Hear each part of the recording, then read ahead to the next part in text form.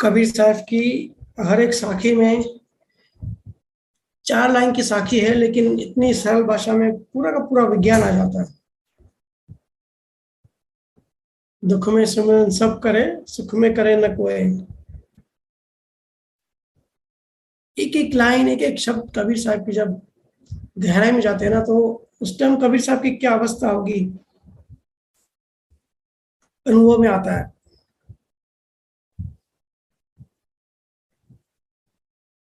मैं रिक्वेस्ट करूंगा, जितने भी गाने वाले जो भी अच्छा शब्द गा सकते हैं, वो भजन के साथ दोहे भी जरूर गाएं। दोहे या तो जो साखी होते हैं संतों की। तो सबका धन्यवाद। हमेशा की तरह आप सबके फीडबैक आ रहे हैं, सबका अनुभव मुझे पता पड़ रहा है सोशल मीडिया के जरिए या तो ईमेल्स पे। बहुत सारे जीव कॉल्स कर रहे हैं, तो मैं पहले उनसे माफी मांग लेता हूँ कि मैं कॉल्स नहीं उठा पाता हूँ। वेरियस रीजंस होते हैं। मैं थोड़ा कॉल पे बात करना थोड़ा कम पसंद करता हूँ। हाँ, मैसेज कर दीजिए तो मैं रिप्लाई जरूर करूंगा जब फ्री हो जाऊंगा। तो कोई भी शिकायत ना करे और कोई भी हर्ट ना हो, सबको रिक्वेस्ट है, या तो ईमेल कर दें।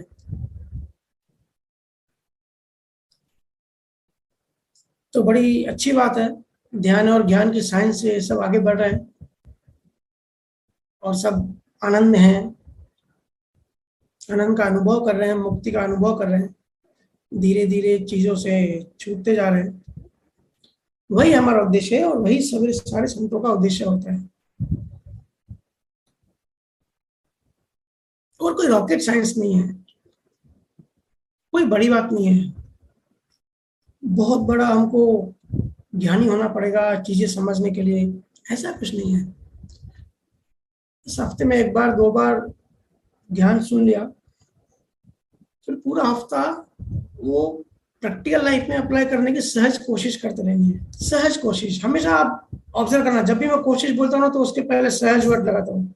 क्योंकि कोशिश फिर ऐसा हो जाता है कि फिर एकदम जुनून सवार हो जाता है, फिर उसके पीछे पड़ जाना होता है। तो एक तो होता है कोशिश, कोशिश का मतलब होता है एफर्ट्स डालना, लड़ाई करना, स्ट्रगल करना। तो वो एक एक्सट्रीम में चला जाता है। तो उसके पीछे अगर सहज वर्ड लगाओ तो बैलेंसिंग हो जाता है। कोशिश तो करनी है, क्योंकि हम ह्यूमन बींग है, तो एफर्टलेस तो नहीं रह सकते, एफर्ट तो लगाने होते हैं, पर सहज तरीके से। मतलब एफर्टलेस, इसको कहते हैं एफर्टलेस एफर्ट। हुआ तो ठीक, नहीं हुआ तो ठीक, हमको हमारी कोशिश करते रहनी है। और साइंस को पकड़ के चलो। इस टाइम में बहुत जबरदस्त जरूरत है। जैसे कोई रेगिस्तान में, राजस्थान में रेगिस्तान होते हैं, डेजर्ट्स होते हैं, डेजर्ट में कोई फंस जाए और भयंकर पानी की प्यास लगी है, तो उस टाइम उसको क्या चाहिए? उसको बोलो भाई मैं तुम्हें गोल्ड देता हूँ, सोने जवाहरात देता हूँ, तो बोलेगा भाई मेरे से सब ले लो, मेरे को सिर्फ पानी दे दो। सोचो डेजर्ट में कोई फंस जाए और पानी ना मिले। तो आज इस काल में जो हमारी हालत है ना, इस सिचुएशन में अभी हमारे पास ऑप्शन नहीं है। ध्यान और ज्ञान को पकड़ के चलना पड़ेगा। हाँ, पहले के युग में ऑप्शन होता था, ठीक है भाई संसार में अपने फर्ज पूरे करो और एक अच्छे पिता, अच्छा भाई, अच्छा हस्बैंड, अच्छा बच्चा बन के रहो, ऐसे लाइफ निकल जाती थी। पर अभी अज्ञान इतना अंदर तक चला गया है, इतनी बेचैनी। देखो आसपास सब इंसान के रूप में सब जानवर ही है। पहले इंसान अलग होते थे, जानवर अलग होते थे।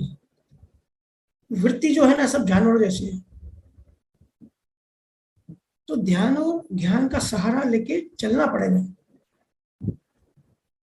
आप लोग बचे हुए हो, ये तो संसार में देखो कितना दुख है, कितने आपके आसपास जरा नजर घुमाया करो, सबके मन भारी है, सभी लोग परेशान हैं। मुझे तो कभी कभी जब मैं काउंसलिंग करता हूँ, लोग आते हैं मेरे पास, तो बता दे तो मुझे भी आंख में आंसू आ जाते हैं सुन के। आंसू इसलिए नहीं आते कि वो दुखी है, वो तो मुझे पता है कि भाई वो तो उनकी वो अनुभूति है कि हिसाब का लेना देना है। आंसू उसके लिए आते हैं कि कैसे भी करके इनको ज्ञान मिले, ज्ञान में आगे बढ़े। क्यों इतने अज्ञान में है? किसी को भी कुदरत निमित्त बना के सबको बस आगे बढ़ाए, सबका कल्याण, सबका मंगल हो, सब ज्ञान को, प्रैक्टिकल लाइफ को समझें। सब जो होता है ना नासमझी से होता है, तो नासमझी का अगेंस्ट क्या करना, समझ आए, अंडरस्टैंडिंग है हर चीज की। इसलिए मेरी सहज कोशिश इतनी है, ध्यान और ज्ञान सब सीखें, खुश रहे और आनंद में रहे। हर कोई आज अकेला फील कर रहा है। आज वेडनेसडे है, 3 दिन पहले संडे था, उस टाइम भी 4-5 लोग मेरे से मिलने आए।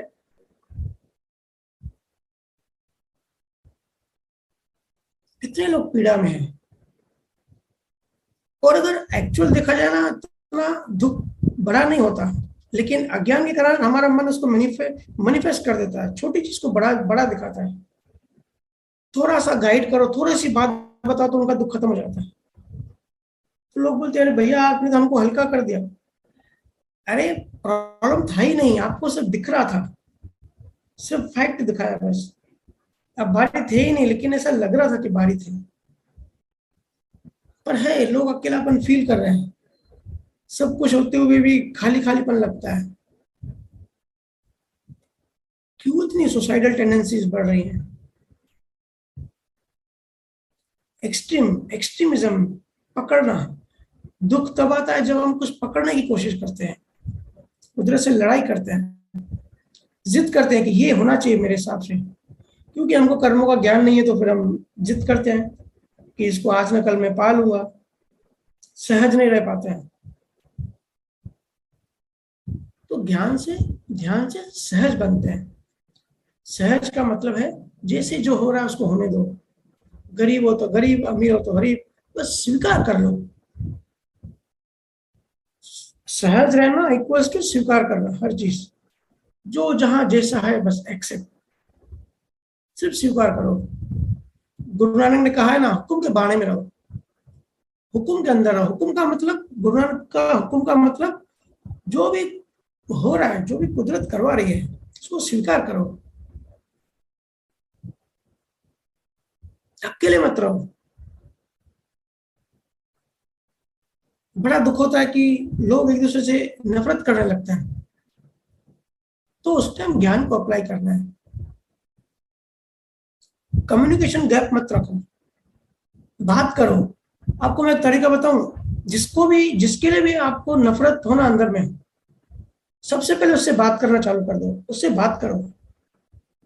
क्योंकि मन माया ज्ञान क्या करता है, जिससे हम नफरत करते हैं ना, सबसे पहले उससे बात करना बंद कर देता है, कम्युनिकेशन गैप पैदा कर देता है।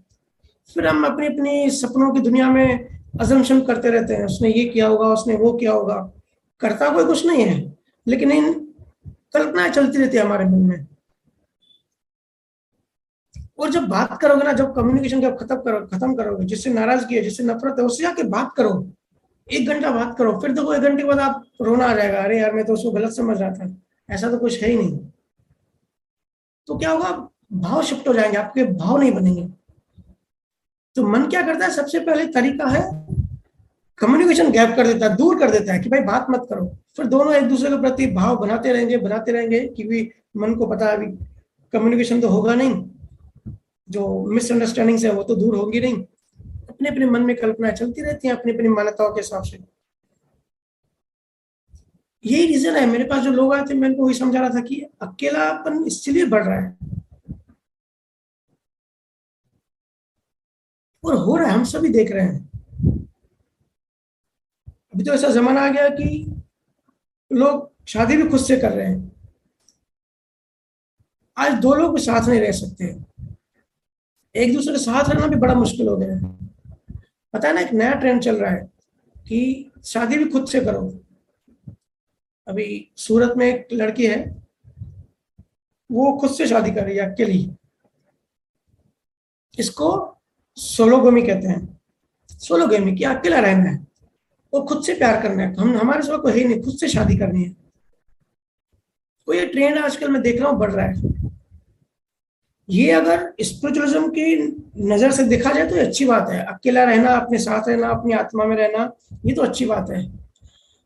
लेकिन दुनिया खराब है और सब लोग बुरे हैं, लोगों से दूर रहना चाहिए, इस मान्यता को पाल के फिर ये जो ट्रेंड बढ़ रहा है ना कि अकेला रहने का, ये फिर डिप्रेशन की ओर लेके जा रहे हैं।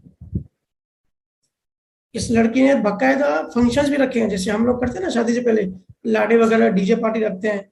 अभी है, आज क्या है, 8 है ना, 11 जून को शादी है, सारे फंक्शंस रखे हैं और पंडित को भी बुलाया है, पर शादी अकेली। ये फॉरेन में तो काफी पहले से चलन है, खास करके जो मेट्रो सिटीज है, खास करके टोक्यो, जापान जो है ना, जापान इतना डेवलप कंट्री है, वहां पे ये ट्रेंड ज्यादा है। कोई किसी से बात ही नहीं करता, सब अकेला अकेला रहना पसंद करते हैं, क्योंकि क्या है, पूरा बिजनेस है, पूरा पैसा है। जापान में कोई आपको गरीब नहीं दिखेगा, और वहां लोग खुद से शादी करते हैं, पर अकेले हैं, अकेलापन है, तन्हा है।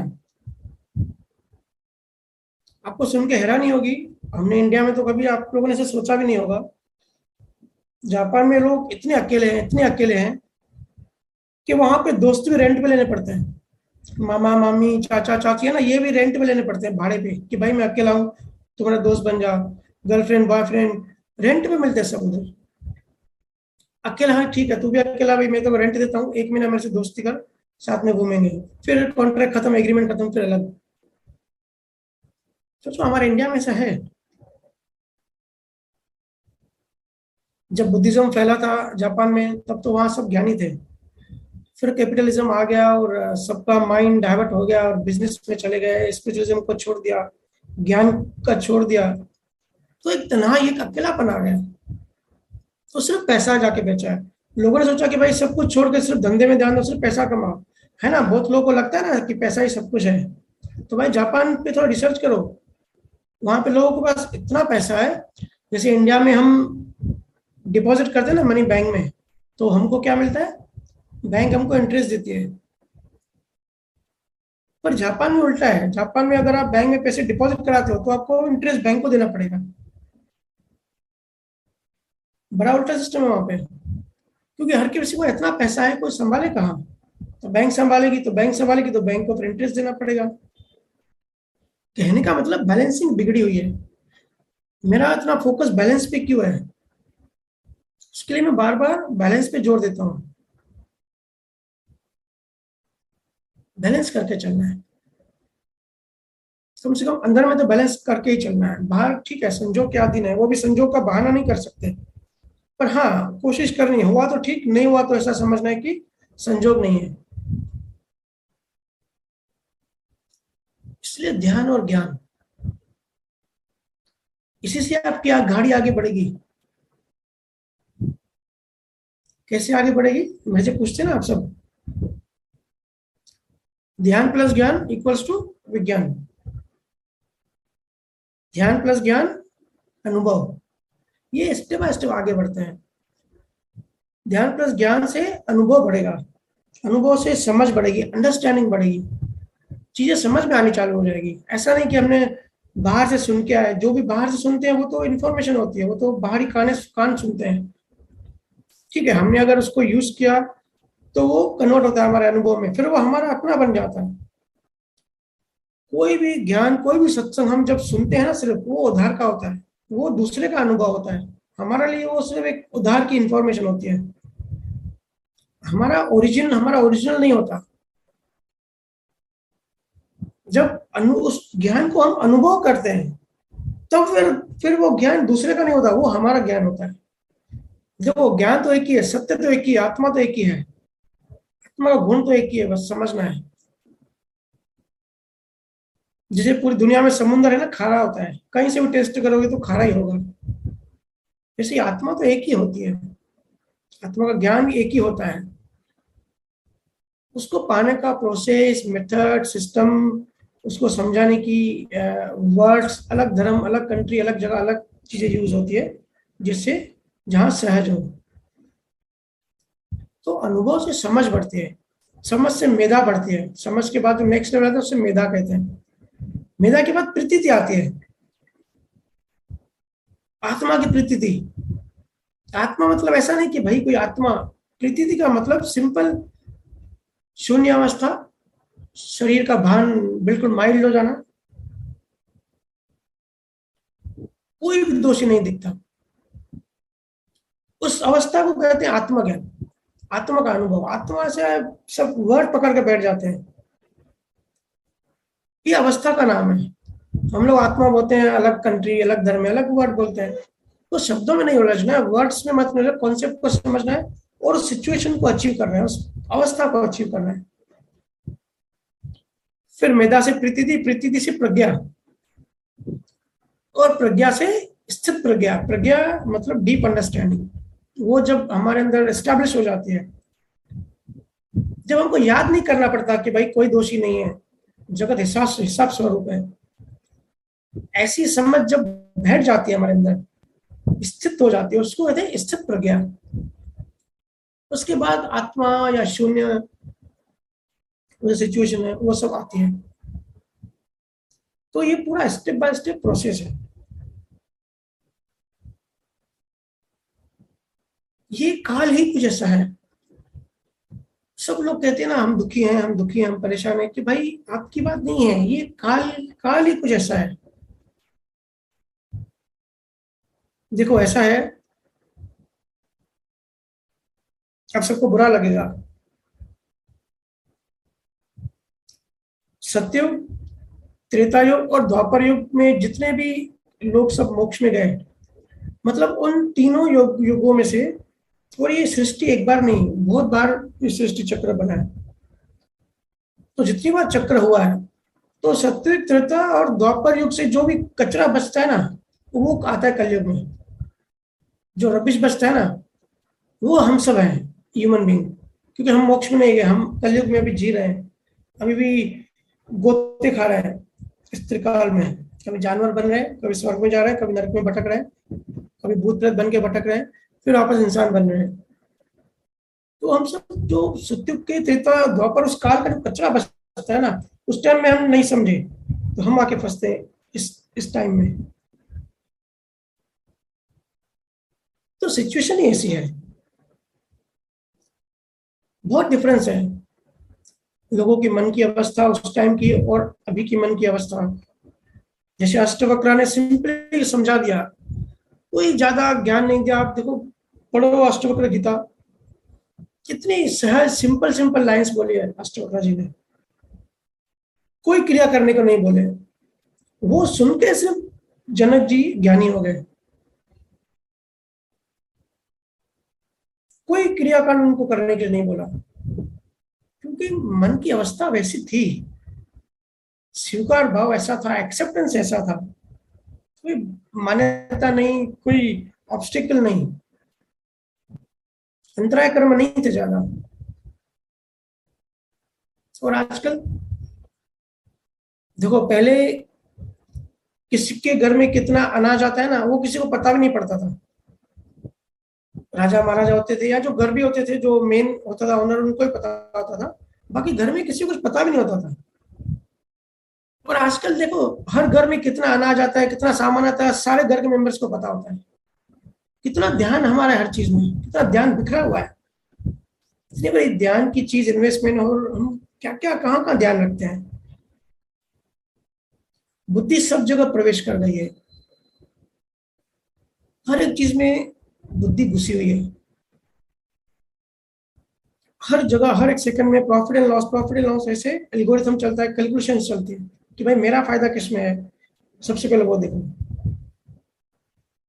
तो ये काल ऐसा है, इसके लिए सबको लगता है, हर कोई दुखी है। मेरे पास लोग आते हैं और कहते हैं हम बहुत दुखी हैं, और इतने ज्यादा दुखी है कि भाई कुछ बताओ जिससे इमीडिएट दुख दूर हो जाए। ऐसा नहीं कि भाई धीरे धीरे हो या जो भी हो, मन भारी है, बस अभी का भी हमारा मन हल्का होना चाहिए। मैं कहता हूँ भाई थोड़ा रिसर्च करो, ये दुनिया ही ऐसी है, सिर्फ स्वीकारो, सिर्फ एक्सेप्ट करो।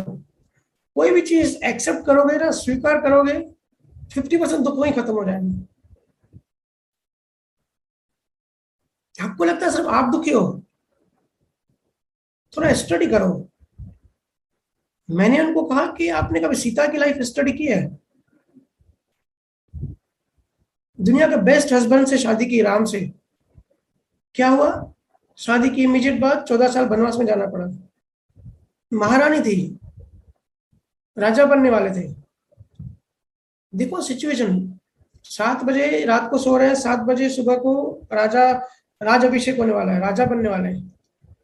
और 2 घंटे पहले पता पड़ता है कि भाई 14 साल वनवास में जंगल में जाके रहना पड़ेगा। अब राम तो केवल ज्ञानी थे, वो तो सम में रहे, संभाव में रहे। इसको कहते हैं स्वीकार। ऐसी जब स्वीकार हमारे अंदर आ जाए, जब हम सीख जाए कि 2 घंटे पहले बिल्कुल लाइफ बिल्कुल चकरा जाए, बिल्कुल ऑपोजिट चीज हो जाए, हम देखो हमको सदमा लग जाएगा ऐसा कुछ होगा तो राम ने सहज स्वीकार किया। जैसी सिचुएशन बनी, लड़ाई नहीं की। पर उनकी वाइफ तो थी सीता। अब जंगल में उनको भी जाना पड़ा 14 साल। कितना स्ट्रगल, कितनी दुखी वाली बात। उसके बाद रावण उठा के ले गया, वो अलग परेशानी।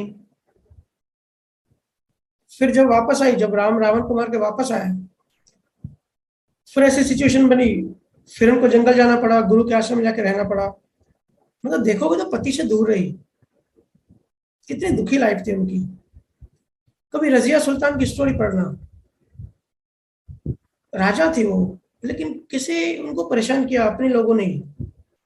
तो ऐसे ही जब हिस्ट्री में और ये सब चीजों में जब थोड़ा स्टडी करोगे, थोड़ा देखोगे ना, तो पता पड़ेगा कि भाई ये लाइफ, ये दुनिया ही ऐसी है और सिर्फ हम यहाँ अकेले नहीं है। तो क्या सहज स्वीकार भावना बढ़ेगी आपकी। जब ऐसे ऐसे लोगों के साथ हुआ है तो भाई हमारा दुख तो उनके सामने कुछ भी नहीं है। कहने का मतलब सहज स्वीकार करो चीजों को। अमीर हो, गरीब हो, बिजनेस है नहीं है, लफड़े झगड़े सब चल रहे हैं, लेकिन स्वीकार, अंदर में स्वीकार भाव रखो। स्वीकार करोगे तो बाहर की लाइफ बिल्कुल डिस्टर्ब नहीं करेगी। बाहर जो होता है अपने अपने हिसाब से होने दो। तो थोड़ा रिसर्च करो, थोड़ा गॉसिपबाजी कम करके थोड़ा अपना अपने ऊपर ज्ञान ध्यान लगाओ और थोड़ा रिसर्च करो, थोड़ा हिस्ट्री पढ़ो। सिकंदर देखो, सिकंदर महान 25 साल की एज में पूरी दुनिया जीत ली। तो वो भी उस टाइम जहां साइंस और टेक्नोलॉजी इतनी विकसित नहीं थी, एक एक साल लगता था दूसरी कंट्री जाने में। तो ग्रीस से स्टार्ट करके इंडिया तक आया और 25 साल की एज में पूरी दुनिया का राजा बन गया, एक भी लड़ाई नहीं हारी। और 32 साल, सिर्फ 32 साल की उम्र में मर गया। लेकिन आज देखो 2500 साल हो गए, आज भी उनका नाम लेते हैं। वो हमेशा जीता, हर लड़ाई जीती। लेकिन उसकी बायोग्राफी पढ़ोगे ना, इतना दुख है उसको अंदर में, इतना अंदर में बेचैन था कि भाई उसने लिखा कि भाई मैं इतनी लड़ाइयां जीती लेकिन एक भी मिनट मैंने सुख का नहीं देखा।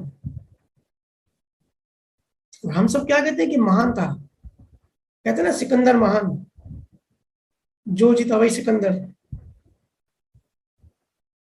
इसलिए 32 साल की उम्र में दुखी होकर चला गया और भूल के गया कि भाई मेरी जब आप आखिरी यात्रा निकालोगे तो मेरे दोनों हाथ ऊपर रखना, ताकि हम दुनिया को मेरा आखिरी मैसेज मिले कि मैंने जब पूरी दुनिया जीती लेकिन जब मैं संसार छोड़ के गया तो दोनों हाथ मेरे खाली थे।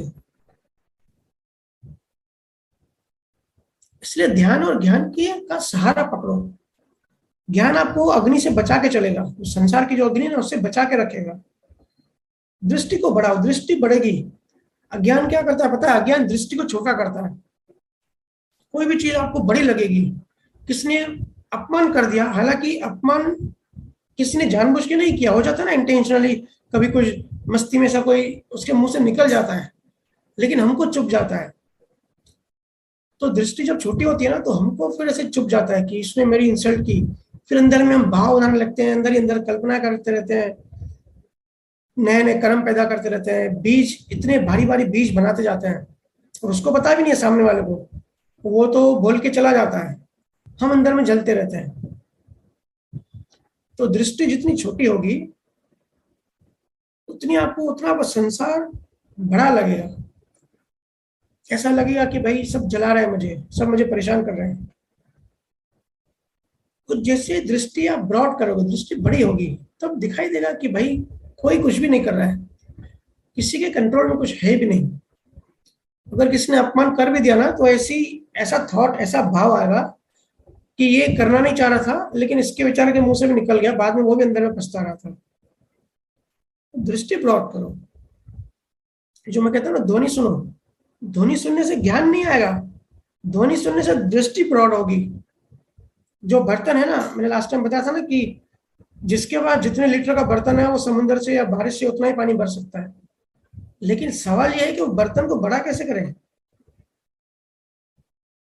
तो ध्वनि जब सुनते हैं ना, तो दृष्टि हमारी ब्रॉड होती जाती है। हमारी जो पात्रता है, उसके लिए पात्र कहते हैं, पात्र का मतलब होता है बर्तन। हमारी पात्रता बढ़ती है, हम ज्यादा ज्ञान समझने के, अंडरस्टैंड करने के, हजम करने के, उपयोग करने के, अनुभव करने की हमारी कैपेसिटी बढ़ती जाती है। उसकी दृष्टि बढ़ाओ, भक्ति में आगे बढ़ो, भक्ति में ध्यान दो। कहाँ फंसे हो संसारी बातों में, क्यों उलझते हो। हर कोई देखो उलझा ही उलझा लगा पड़ा है। कोई मुझे व्हाट्सएप पे एक लाइन अगर मैसेज करता है ना, तो मैं उसकी पूरी एक लाइन के पीछे उसके पूरा उसका दुख देख लेता हूँ, और पूरा मुझे सरप्राइज होता है कि लोग कहाँ कहाँ कैसे कैसे फंसे हैं। तो ध्यान और ज्ञान दोनों पकड़ के चलना है। ज्ञान मार्ग के बाद भक्ति मार्ग आता है। जैसे कहीं अगर रोड पे जा रहे हो,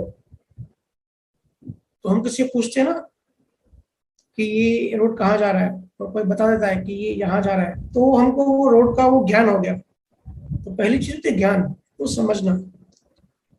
फिर आगे जब चलते हैं तो आगे होती है भक्ति, भक्ति समर्पण।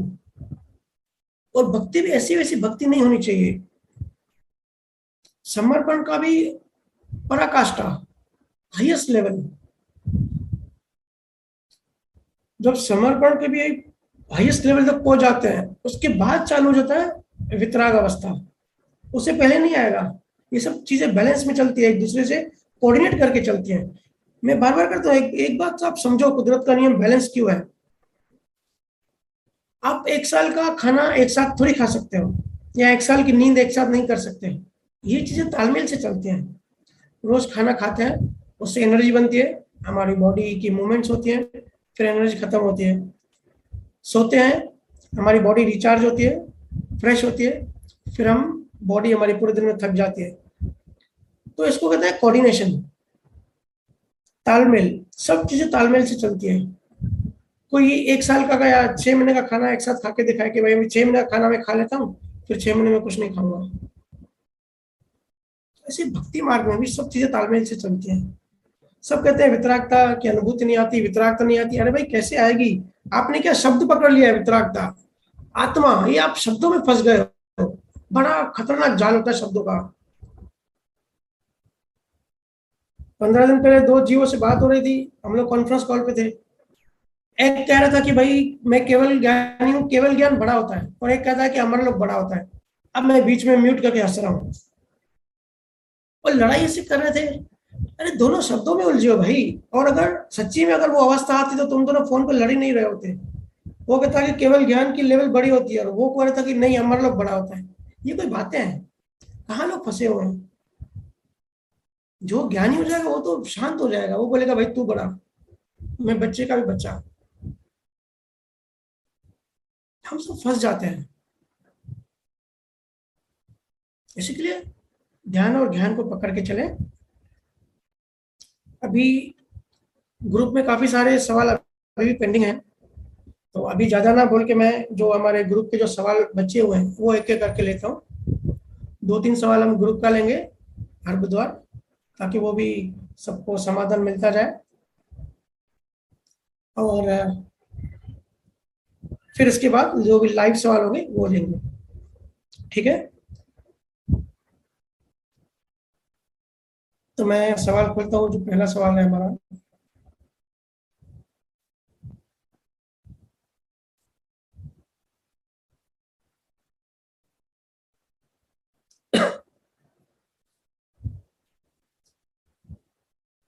हम्म,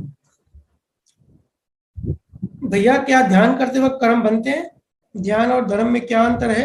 स्वधर्म किसे कहते हैं?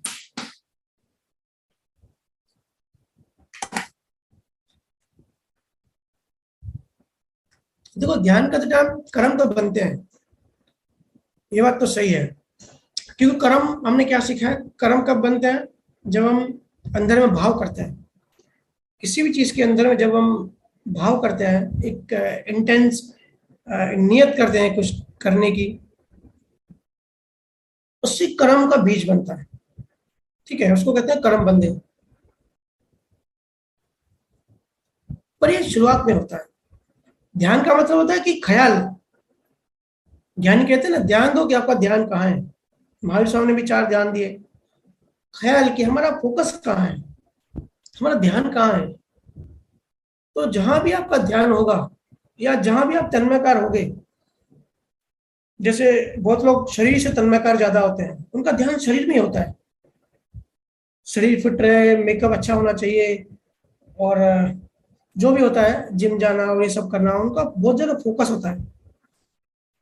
तो उनके जो कर्म है, उनका जो, क्योंकि उनका ध्यान जो तन्मयकार है वो शरीर से ज्यादा है, तो शरीर से रिलेटेड उनके कर्म वैसे बनेंगे। ठीक है। किनके किनका जो फोकस होता है, जो ध्यान होता है, वो मन से तन्मयकार होता है, शरीर पे इतना ध्यान नहीं होता। क्योंकि मैंने कहा ना, हम इंसान है, लेकिन हमारे अंदर भी डिविजन्स हैं।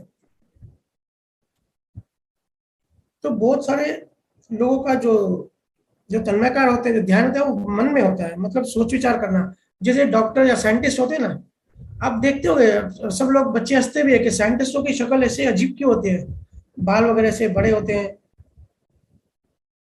तो वो ऐसा होता है कि उनका वो तन्मयकार मन से होते हैं, शरीर में उनका ध्यान नहीं होता एक्चुअली।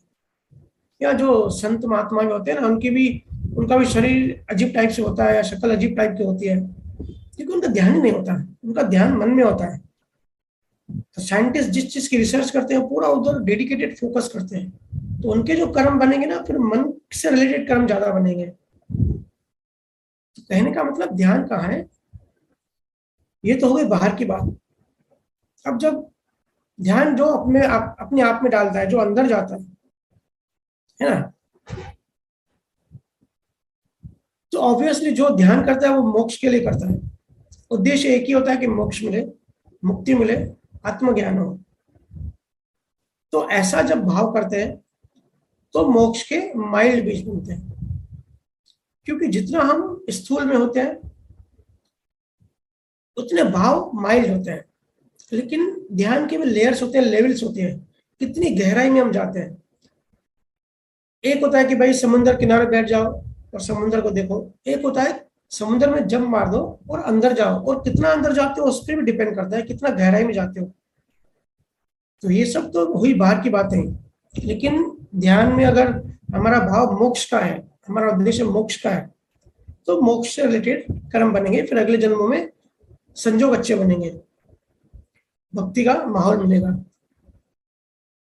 तो जितना गहराई में जाएंगे, स्थूल स्थूल से सूक्ष्म, सूक्ष्म से सूक्ष्मतर, सूक्ष्मतर से सूक्ष्मतम, ऐसे हम गहराई में जाते जाएंगे, जाते जाएंगे। और जितना गहराई में जातेंगे, फिर वहां भाव की भी इंटेंसिटी कम होती जाएगी। क्योंकि यात्रा है ना, अंदर की यात्रा है, ये सब हम बाहर बाहर है। जो भी हम मन वचन काया, हमारा मन, थिंकिंग, भाव जो भी करते हैं, सब बाहर है। पर एक बार जब अंदर जाते हैं ना, इन सब चीजों से दूर हटते जाते हैं, हम ट्रेवल करते हैं। तो जब अंदर जाते हैं, तो भाव भी बिल्कुल शून्य होते होते, धीरे धीरे कम होते होते शून्य हो जाता है। फिर उस लेवल पे कोई भी भाव नहीं बनता, कुछ भी नहीं बनता। उसको कहते हैं सेपरेट होना। ज्ञानी पुरुष समझाते हैं ना कि शरीर से सेपरेट रहो, और जीव कहते हैं मैंने कल 1 घंटा ट्राई किया लेकिन सेपरेट हो ही नहीं पाया। अरे ऐसे सेपरेट कैसे हो पाओगे, आपको इसकी प्रैक्टिस ही नहीं है। तो प्रैक्टिस कैसे होती है, जब ध्यान में अंदर जाते हैं और उस लेवल तक गहराई में चले जाते हैं, तब हमको पता पड़ता है कि हम शरीर से दूर हैं। अभी मुझे परसों ही एक अच्छी जीव ने ये मैसेज किया, मैं नाम नहीं लूंगा, अभी सत्संग में भी है, बहुत ही बढ़िया अनुभूति मुझे बताई। तो उस टाइम जो जीव को हो रहा था ना, वो है सेपरेशन का अनुभव। क्योंकि जब सेपरेट हो गए, तो कोई भाव नहीं बनेगा। तन्मयकार जब हो गए, तब हम साक्षी में चले गए। तो जितना शून्य में, जितना गहराई में जाओगे, जितना सूक्ष्म में जाओगे, उतने भाव कम बनेंगे। और जितना बाहर हो, जितना स्थूल में हो, जिस चीज पे ध्यान दोगे, जिस चीज पे फोकस करोगे, जिस चीज से तन्मयकार होगे, उसके अकॉर्डिंग कर्म बनेंगे। फिर जो कर्म बनेंगे उसकी कैटेगराइज होगी राग और द्वेष में, और सब कैटेगराइज होगी घाती कर्म, अघाती कर्म, जो भी हमने पहले चर्चा की है। और वो फिर कर्म जाएंगे कुदरत में, कुदरत उसको आगे के जन्मों में संजोग देगी।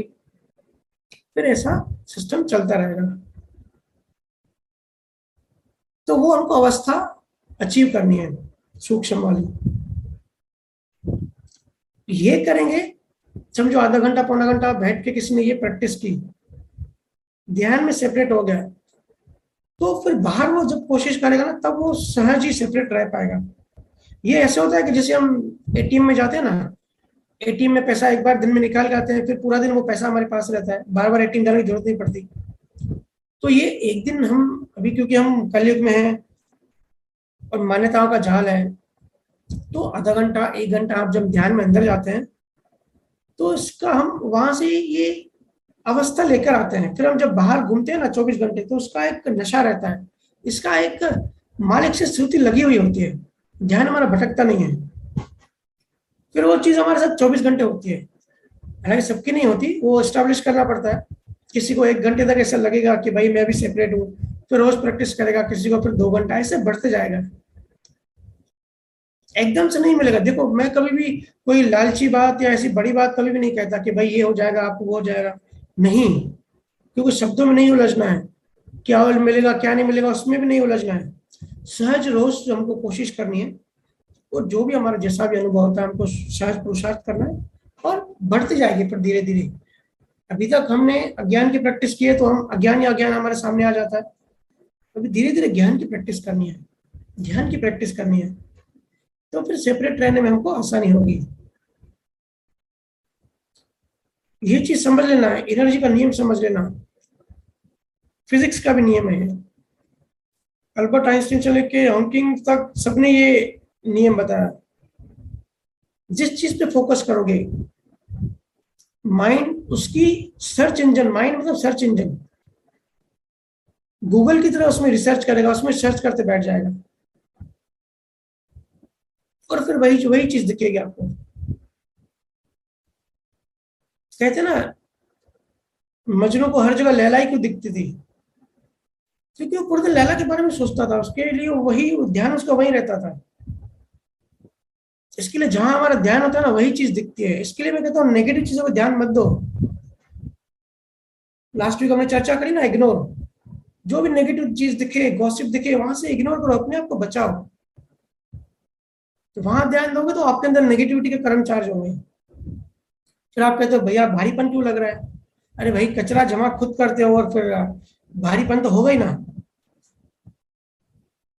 इग्नोर करो, ध्यान हटा दो, अपना ध्यान डाइवर्ट कर दो। इसके लिए मैं कहता हूँ कि फुर्सत में संतों की किताबें पढ़ो, अगर और कुछ नहीं करते हो तो। क्योंकि क्या होता है ना, ज्ञान के लिए नहीं, किताबें ज्ञान के लिए नहीं पढ़नी, ध्यान डाइवर्ट करने के लिए। बिल्कुल ध्यान डाइवर्ट हो जाएगा, चेतना जो हमारी अरेस्ट हुई पड़ी थी वो वहां से हट जाती है।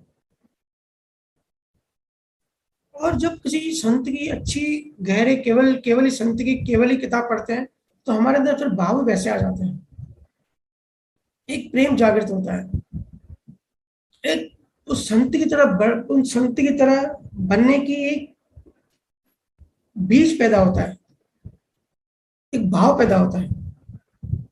वो फिर हमको आगे के जन्मों में ऐसे संजोग दिलाता है कि हमको पहुंचे हुए सतगुरु मिलते हैं, या तो ऐसा माहौल मिलता है, हम ज्ञान में काफी स्पीड से आगे बढ़ते हैं। इसी के लिए ध्यान है। इसलिए संत आपका ध्यान ध्वनि की ओर मोड़ते हैं। ध्यान जो है वो संसार की ओर है, और पीछे ध्वनि है। हम तन्मयकार संसार में हैं, तो संसार से निकल के शब्द में, संत शब्द कहते हैं ना, शब्द श्रुति क्यों कहते हैं? श्रुति को चेतना को श्रुति में, श्रुति को चेतना शब्द में मर्ज करो, क्यों कहते हैं संत?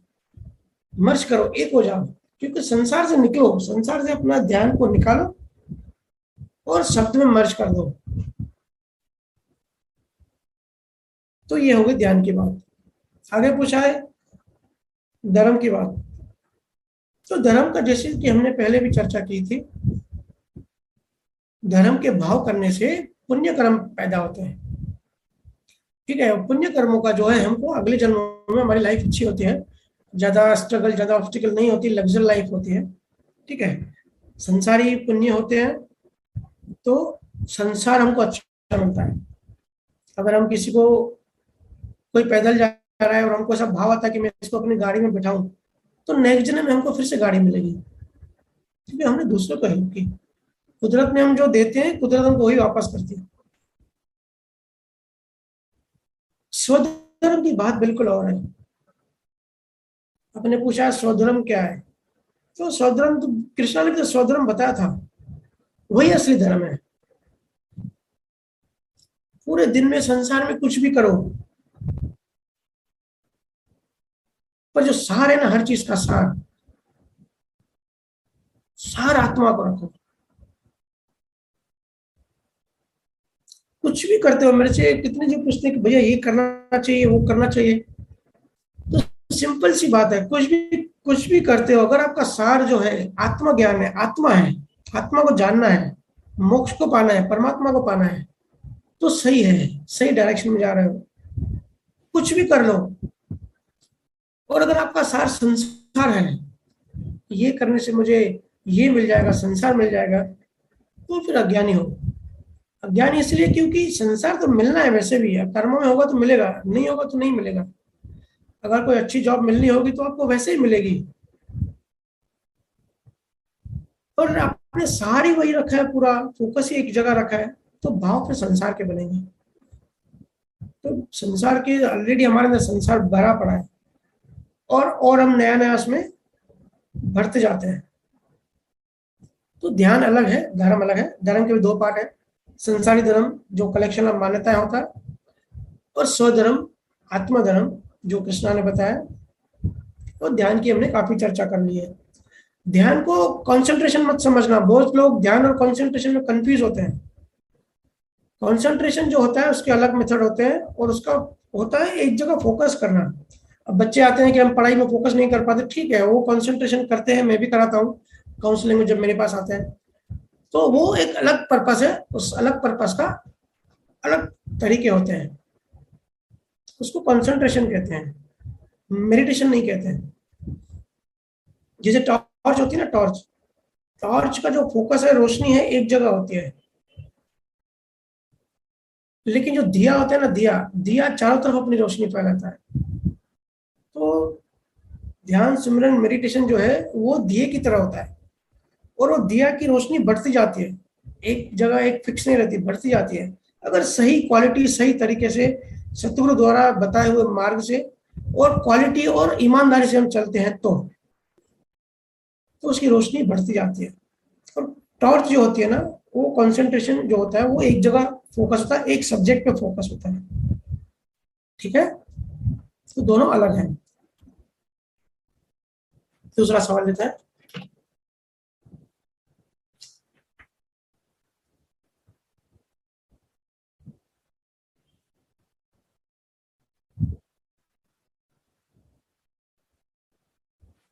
सतगुरु और तीर्थंकर में क्या फर्क है? महावीर स्वामी, क्या महावीर स्वामी का स्वयं सदगुरु तीर्थंकर बनना, वह शिष्य को दीक्षा देना उनके ही सिद्धांत के विपरीत नहीं है? हम्म, देखो, सतगुरु और तीर्थंकर, इनमें कोई फर्क नहीं है। सिर्फ हिंदू सतगुरु कहते हैं, और जैनिज्म में जो 24 तीर्थंकर हो गए उनको तीर्थंकर कहते हैं। सतगुरु का मतलब होता है सत्य, सत्य का मतलब होता है सनातन, जो सनातन सनातन चीज पकड़ाता है कोई भी मेथड यूज करके, उसको कहते हैं सतगुरु। तीर्थंकर का मतलब होता है तीर्थ के अहंकार, मतलब तीर्थों के, तीर्थ जो होता है ना, तीर्थ तीर्थ स्थान, उसके बियॉन्ड, उसके आगे जाने वाले। दोनों का ही उद्देश्य होता है जगत कल्याण का। हाँ, केवल ज्ञानी और सदगुरु में फर्क होता है, केवल ज्ञानी और तीर्थंकर में फर्क होता है। केवल ज्ञानी जो होता है वो खुद का भला करता है, जब उसको ज्ञान हो जाता है तो वो मोक्ष में चला जाता है, वो दूसरों को मोक्ष नहीं दिलवा सकते या उसमें कंट्रीब्यूशन नहीं करते, उसको कहते हैं केवल ज्ञानी। सतगुरु और तीर्थंकर ये दूसरों को मोक्ष में पहुंचाते हैं, कर्ता भाव से नहीं, मतलब कुदरत उनको निमित्त बनाती है। खुद तो केवल ज्ञानी से ऊपर हो ही जाते हैं, लेकिन अब मैं तो हो गया, अब दूसरे को बनाऊं, ऐसा उनका भाव होता है, तो कुदरत उनको निमित्त बनाती है। इसी के लिए तो चर्चा की थी कि सतगुरु की महिमा के वर्ड्स नहीं हो सकते। ऐसे तो गुरु की भी रेस्पेक्ट होती है। अब मैं सुनता हूं कई बार लोग कहते हैं कि ये गुरु है और वो सतगुरु है, या बोलते हैं कि ये संसारी गुरु है और ये सतगुरु है। तो संसारी गुरु की इस इस तरीके से बोलते हैं कि भाई वो तो मतलब हम ज्यादा ज्ञानी हैं गुरु से, मतलब ऐसी नफरत की निगाह से देखते हैं कि भाई संसारी गुरु है। देखो गुरु वर्ड को समझो, गुरु का मतलब था रोशनी। किसी भी चीज में अगर कोई भी हमको हेल्प करे, सिंपली अगर कोई हमको रास्ता भी बताता है ना कि भाई यहाँ से नहीं यहाँ से जाओ, तो वो भी हमारा गुरु हो जाता है। तो हम क्या करते हैं, उसको भी थैंक्स बोलते हैं। इसी के लिए गलत भावना किसी के लिए भी ना रखो। बड़ा अजीब लगता है, बड़े बड़े ज्ञानी जो अपने आप को सो कॉल्ड ज्ञानी समझते हैं, वो कहते हैं कि ये तो संसारी गुरु है, लेकिन अंदर नफरत। अरे भाई संसारी गुरु के लिए भी नफरत क्यों? मार्ग दिखा रहा है, हेल्प कर रहा है, तो ज्ञानी नहीं हो सकते। गुरु कोई भी हो, रिस्पेक्ट होती है, टीचर होती है, हम सब रिस्पेक्ट करते हैं ना, क्योंकि कुछ ना कुछ सीखने को मिला। तो एक रिस्पेक्ट, एक ग्रेटिट्यूड का भाव। हम कहते हैं ना, गुरु को हम थैंक यू बोलना नहीं चाहिए, 24 घंटे थैंक यू का भाव होना चाहिए। जैसे सतगुरु या तीर्थंकर के अंदर जगत कल्याण की करुणा होती है 24 घंटे, बिना कर्ता भाव के, एक फूल की सुगंध की तरह। फूल होते हैं ना, कर्ता भाव से वो किसी को सुगंध नहीं देता और पक्षपात नहीं करता कि भाई इसको देना है इसको नहीं देना है, सहज ही उसकी सुगंध निकलती है और आसपास में फैल जाती है। वैसे ही सतगुरु तीर्थंकर की करुणा ऐसी होती है। ऐसे ही हमको ग्रेटिट्यूड भाव रखना पड़ता है गुरु या सतगुरु के लिए। जितनी महिमा की जाए कम होती है, और ये प्रत्यक्ष में होनी चाहिए, ये बहुत इंपॉर्टेंट बात है। हमेशा ऐसे होता है, जब सतगुरु जब शरीर में होते हैं ना, तब उनकी वैल्यू नहीं करते, लेकिन जब वो शरीर छोड़ देते हैं तो फिर उनके बुक्स, उनका ज्ञान, उनके ग्रंथ। देखो कबीर साहब जब थे तो उनको परेशान करते थे पंडित, उनके चले जाने के बाद आज तक उनका ज्ञान लोग फॉलो कर रहे हैं। सुखराम जी महाराज का देखो, सारे संतों को देखो सारी दुनिया में। जीसस जब था, उसने कहा कि नियमों को मत मानो, परमात्मा प्रेम है, love is God, God is love, वो सजा नहीं दे सकता। वो जो रोमन एम्पायर था उस टाइम पे, वो समझते थे कि भाई ये जो दुख तकलीफ आ रही ना, ये भगवान दे रहा है। नियम चलते थे कि भाई तुम लोग अगर चोरी करोगे तो हाथ काटे जाएंगे। तो जीसस ने कहा कि परमात्मा की, जिस परमात्मा में बात कर रहे हो वो तो प्रेम है, और प्रेम को भी सजा नहीं दे सकता, ये तो सहज ऑटोमेटिक सिस्टम चल रहा है। बुद्धिज्म का ज्ञान सुन के गए थे इंडिया से, तो वो वहीं बताते थे, वहां पे नई चीज बताई उसने कि कानून नहीं, प्रेम। लेकिन क्या किया, सूली पे लटका लिया। और देखो आज सबसे बड़ा धर्म दुनिया में कौन सा है, क्रिश्चियनिटी। सबसे ज्यादा टीचिंग किसकी फॉलो करते हैं, जीसस की। और जब था सिर्फ 3 साल ज्ञान दिए, तब किसी ने माना नहीं, तब तो फांसी पे, सूली पे लटकाया। इसके लिए प्रत्यक्ष जब होते हैं तब उनकी रेस्पेक्ट करो। देखो ये बात समझ नहीं आती, बहुत पंथों में या बहुत जगह कहते हैं कि प्रत्यक्ष की जरूरत नहीं है। प्रत्यक्ष का मतलब जो फिजिकली प्रेजेंट है, कहते हैं उसकी जरूरत नहीं है। हम जब कोर्ट में जाते हैं तो वहां वकील जो होता है ना, वो भी हमको सामने चाहिए, प्रत्यक्ष चाहिए, वहां मौजूद चाहिए। वकील के बिना काम नहीं चलेगा कोर्ट में। इनकम टैक्स से बचने के लिए हमको सीए चाहिए, वो सामने चाहिए। बीमारी से बचने के लिए डॉक्टर चाहिए, फिजिकली सामने चाहिए। तो आत्मा ज्ञान के लिए गुरु फिजिकल नहीं चाहिए, वो ग्रंथों से काम चल जाएगा। ऐसा नहीं होता है। तो संजोग की बात, काफी सारे पुण्य जब जमा होते हैं तब तब हमको कोई ज्ञानी पुरुष किसी जन्म में मुलाकात होती है, मिलते हैं। और ये भी हम कितना ग्रहण करते हैं, कितनी उनकी बात समझ पाते हैं, ये भी हमारी जो जितनी डेवलपमेंट होती है, हमारी जितनी अंडरस्टैंडिंग होती है, उसके हिसाब से हम पकड़ते हैं। लेकिन एक बात मैं कहता हूँ, सतगुरु की जरूरत सबको है। हाँ, जो आत्मज्ञानी हो गया उसको किसी की जरूरत नहीं है, वो इंडिपेंडेंट हो गया।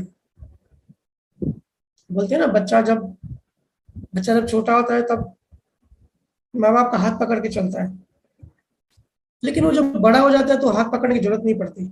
ऐसा नहीं है कि भाई माँ बाप से नफरत हो गई या तो लड़ाई हो गई या दूर चले गए, जरूरत नहीं रही। ऐसे ही जब हम आत्मा का ज्ञान, जब हमको अनुभव हो जाता है, संपूर्ण आत्मा हमको अनुभव में आ जाती है, तब हमको किसी गुरु की जरूरत नहीं पड़ती। बहुत लोग कंफ्यूजन में हैं, कुछ लोग कहते हैं जरूरत है, कुछ लोग कहते हैं नहीं है। तो सिंपल सा डेफिनेशन समझो, सिंपल सी बात समझो, आत्मज्ञान हो गया तो जरूरत नहीं है, अगर नहीं हुआ तो 100% जरूरत है। जब तक खुद की आत्मा का बान नहीं हुआ तब तक गुरु की आत्मा की भक्ति करनी है, ये बात समझ लेना। और सतगुरु या तीर्थंकर वही जिसकी कोई भूख नहीं रही, कोई चिंता नहीं रही, कोई डर नहीं रहा, बिल्कुल शून्य हो गए। हम कहते हैं ना कि दुनिया में 7 अजूबे हैं, मैं कहता हूँ दुनिया में एक ही अजूबा है, सिर्फ सतगुरु। वो अजूबा है, वो रोज रोज नहीं आता, बड़ी मुश्किल से आता है। ये तो क्या ताजमहल और ये चाइना का वॉल, ये तो हमेशा बनते हैं और बनते ही रहेंगे, लेकिन सतगुरु बार बार नहीं आते। और सतगुरु वही जिसमें कर्ता भाव नहीं होता, वही सतगुरु होता है, वही तीर्थंकर होता है। तीर्थंकरों की आप स्टोरी पढ़ो, तीर्थंकर जो थे सारे राजा थे, उन्होंने भी शादियां की, बच्चे पैदा किए, सब कुछ किया। ऋषभ देव की भी बहुत सारी अच्छी अच्छी कहानियां हैं, पर जो भी किया कर्ता भाव नहीं था उसमें, है ना। तो डिफरेंस होता है। केवल ज्ञानी खुद का भला करके चले जाते हैं, सतगुरु और तीर्थंकर जो होते हैं वो दूसरों के लिए आते हैं। आगे आपने पूछा है कि दीक्षा देके खुद के ही सिद्धांतों को वो ये नहीं कर रहे हैं। देखो, सिद्धांत को खंडन नहीं कर रहे हैं, लेकिन बच्चों की दुनिया में जाने के लिए बच्चा बनना पड़ता है, और यही तो सतगुरु की महिमा है। सतगुरु ऐसा समझो कि कोई आजाद इंसान है और जेल में उससे कुछ बच्चे जेल में हैं, तो वो उनको छुड़ाने के लिए खुद जेल में आता है। तो ये कितनी करुणा कही जाएगी कि वो खुद तो मुक्त था, आजाद था, लेकिन वो जेल में आया दूसरों को छुड़ाने के लिए। इसी को करुणा कहते हैं। वो जेल की जितनी भी तकलीफें हैं वो खुद झेलता है, चाहे तो ना झेले। तो ये जो दीक्षा देना और ये जो भी संतों ने, ज्ञानियों ने, तीर्थंकरों ने दिया है, हर का अपना अपना, हर किसी का अपना अपना उस टाइम पे जीवों की मन की अवस्था के हिसाब से। हाई लेवल की साइंस नहीं समझ पाएंगे तो कम से कम नीचे नहीं गिरे, तो कुछ क्रियाएं देते हैं, देते रहते हैं और देते रहेंगे। क्योंकि मन वचन काया, अब मेरे से जीव चर्चा करते हैं कि भैया जब मन वचन काया का कोई रोल ही नहीं है तो फिर जरूरत क्या है। अरे भाई, किसने बोला? किस कंफ्यूजन में पड़े हो कि रोल नहीं है? एक बात समझो, शुद्ध आत्मा बिना शरीर के कुछ भी नहीं कर सकती, बिना शरीर के कुछ हो ही नहीं सकता। शरीर तो चाहिए, ज्ञानता में फंसने के लिए भी शरीर चाहिए और ज्ञान में आने के लिए भी शरीर चाहिए। जो भाव की आप बात करते हो, तो समझो आपने शरीर छोड़ दिया, सूक्ष्म शरीर में हो, तो सूक्ष्म शरीर से भाव कर पाओगे क्या? जहां हो बस उसी अवस्था में, स्पेस में फंस जाओगे। तो शरीर जो है ना, इसके लिए गिफ्ट कहते हैं इसको, गॉड गिफ्ट है हम सबके लिए, ह्यूमन बीइंग। इसी में हम बंधे हैं और इसी में हम मुक्त हो जाएंगे। इसकी अपनी इंपॉर्टेंस है। इसके लिए कहते हैं ना, सारे देवता भी तरसते हैं कि भाई हमारा ये टाइम खत्म हो जाए तो हम भी जाके मानव शरीर का चोला पहने, क्योंकि ये सिस्टम कुछ ऐसा है। शरीर से ही बता सकते हैं, अभी मैं जो कम्युनिकेट कर रहा हूँ शरीर से ही कर रहा हूँ ना, मन से कर रहा हूँ। और हम जो भी सुन रहे हैं हम शरीर से ही सुन रहे हैं। तो शरीर का अपनी इंपॉर्टेंस है, और शरीर से रिलेटेड जो भी क्रिया होती है उसकी अपनी एक साइंस है, बांधे रखने के लिए, पकड़ के ले जाने के लिए। क्योंकि अज्ञान के अगेंस्ट में क्या है? ज्ञान। तो अज्ञान कैसे आया? गलत भावों से आया। तो जब हम राइट मान्यता है, राइट भाव करेंगे उसके अगेंस्ट में, तभी तो उससे बाहर निकलेंगे। तो सतगुरु की इसकी साइंस, इसकी टेक्निक पता होती है कि कैसे बीज पैदा करना है। देखो नियम तो उनको ही फॉलो करने होते हैं, बीज के बिना तो संजोग आएंगे नहीं, है ना। लेकिन बीज कैसे पैदा करना होता है, ये संतों की युक्ति होती है, ये सतगुरु की एक माया से बचने की चालाकी होती है। मोक्ष के बीज कैसे पैदा किए? आजकल के जमाने में कितना डिफिकल्ट है। किसी आप आईएएस ऑफिसर या कोई आईआईएम कंप्यूटर इंजीनियर को कहो जाके भाई तुम मोक्ष के बीज बना, वो बोलेगा दारू पी के आया है क्या? अभी भी मैं आईएएस ऑफिसर बनाऊं, लाइफ एंजॉय करूं, कि मोक्ष के भाव करूं? किसको मोक्ष में इंटरेस्ट है? किसी को है? खुद से पूछो। मेरे पास आते हैं, बोलते हैं भैया हमारा दुख दूर हो जाए, ऐसा कुछ बताओ, मोक्ष तो बाद में देख लेंगे। बड़ी आसे आते हैं। मैं कहता हूँ बिना मोक्ष के ज्ञान के आप दुखों से भी दूर नहीं हो सकते,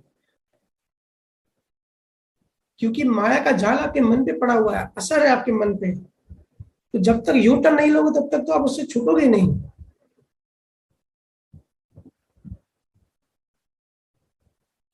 तो इसी के लिए जो भी क्रिया देती है वो कॉन्ट्रडिक्शन नहीं है, वो उस टाइम की दी हुई एक युक्ति है, तो देना पड़ता है। और अलग ग्रुप को अलग देनी पड़ती है। ये भी चाहे थोड़ी थोड़ी ब्रॉड होकर सुनो और समझो। जैसे मेडिकल की दुकान में इतनी सारी दवाएं होती हैं, तो हमको कोई तकलीफ है और हम मेडिकल पे गए, सारी दवाएं थोड़ी लेके आएंगे और सारी दवाएं थोड़ी पियेंगे। हमको कौन सी बीमारी है, उस बीमारी का इलाज क्या है, वो जो सदगुरु वो डॉक्टर ने हमको बताई, सिर्फ वही दवा, पर्टिकुलर दवा उस मेडिकल से लेंगे, सारी दवाएं नहीं लेंगे। वही दवा जो हमारे काम की है, वो सब दवाएं सबके काम की नहीं है। हो सकता है ए के लिए दूसरी दवा हो, बी के लिए दूसरी दवा हो, सी के लिए तीसरी दवा हो। वो सब दवाएं को गलत थोड़ी होती, सब दवाएं सही है, क्योंकि हमारी बॉडी अलग है सबकी, हमारे सबके कर्म अलग है, हमारी मान्यता अलग है, हमारा मन अलग है। इसी के लिए अलग मन को अलग दवा लगती है। और ये डॉक्टर को पता होती है कि इसके मन को कौन सी दवा लगेगी। और सतगुरु जो है बड़े से बड़े डॉक्टर होते हैं, साइंटिस्ट होते हैं, और अकॉर्डिंगली वो जो सतगुरु होते हैं अपने लोगों को, वो जो बीमार है वो उस टाइम के हिसाब से वो दवा देते हैं कि भाई ये दवा आपके लिए है, ये प्रोसेस से लेना है। तो ज्यादा क्रिया में उलझो मत, सिर्फ उसकी साइंस समझो, साइंस समझ जाओगे उससे बाहर आ जाओगे, तो ज्यादा अटकोगे नहीं, ज्यादा कंफ्यूजन नहीं होगा, है ना। तो दवाएं बहुत सारी हैं, लेकिन कौन सी दवा किसको किसको काम आएगी वो सतगुरु डिसाइड करता है। इसके लिए मैं क्या, लास्ट वीक भी मैंने चर्चा की, गुरु आज्ञा। सतगुरु आज्ञा क्यों होती है, क्यों माननी होती है? कि सतगुरु ने जो आज्ञा दी है वो आपके मन को देख के दी है, ठीक है।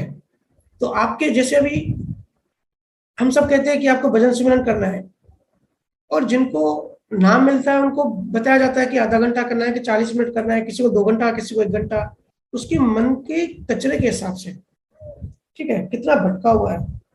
किसी को तो 20 मिनट ही बोलते हैं, किसी को तो बोलते हैं सिर्फ ध्वनि सुनो और कुछ करो ही मत। तो ये क्या होता है कि कौन सी दवा कितनी लेनी है, क्या प्रोसेस में लेनी है, उससे हमारी बीमारी खत्म होती है। अलग जगह पे अलग चीज बताएंगे, अलग जगह पे अलग चीज बताएंगे क्रिया। उद्देश्य एक ही होता है, केवल ज्ञान, शुद्ध आत्मा। कुछ भी करो, लक्ष्य एक ही रखना है।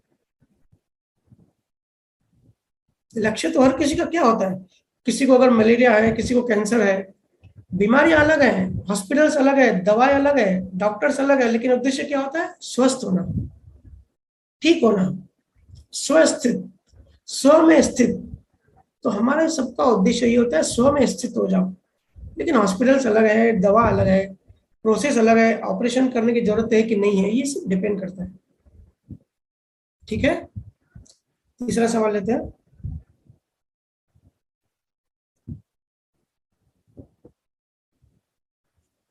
राम राम भैया। भैया आपने आज सत्संग में मान्यताओं के बारे में बताया, जिसमें आपने एग्जाम्पल दिया कि अगर किसी को उसकी बिलीफ के अगेंस्ट सुनने में आए तो ध्यान हट जाता है, फिर वो सुनने में रुचि नहीं रखेगा। मेरा सवाल ये है कि मान्यता कैरी फॉरवर्ड होती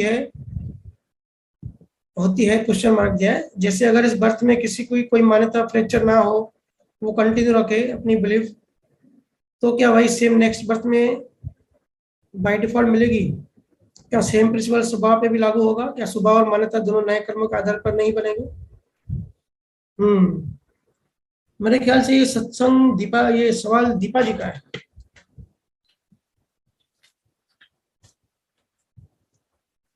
क्योंकि उनका रह गया था तो मुझे प्रश्न में भेजा था उन्होंने उस दिन।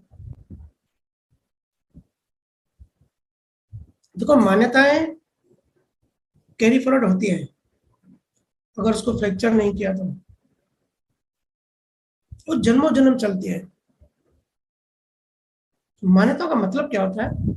हमारा जो ईगो होता है ना, जो अहंकार होता है, उस पे चिपक जाती है हमारी बिलीफ। कोई चीज पे चिपक जाती है, ठीक है। इसको संस्कार भी कहते हैं।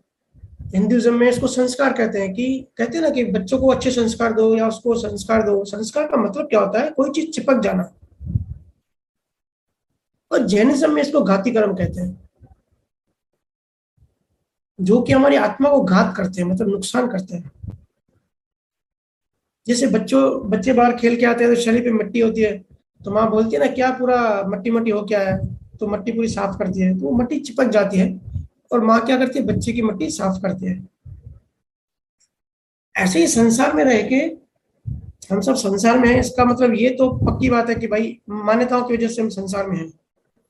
क्योंकि अहंकार अहंकार में मान्यताएं चिपक गई, मान्यताओं से फिर कर्म चार्ज होते हैं, और कर्मों की वजह से हम संसार में गोल गोल भटक रहे हैं।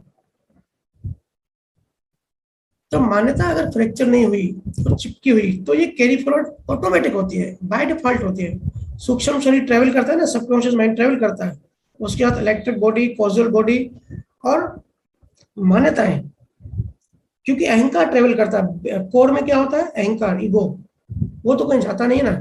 तो सिर्फ बाहर का शरीर, बाहर का मन खत्म होता है, लेकिन अहंकार और मान्यता तो वही होती है। फिर कर्मों के हिसाब से नया शरीर मिलता है, तो वो फिर अहंकार जुड़ जाता है।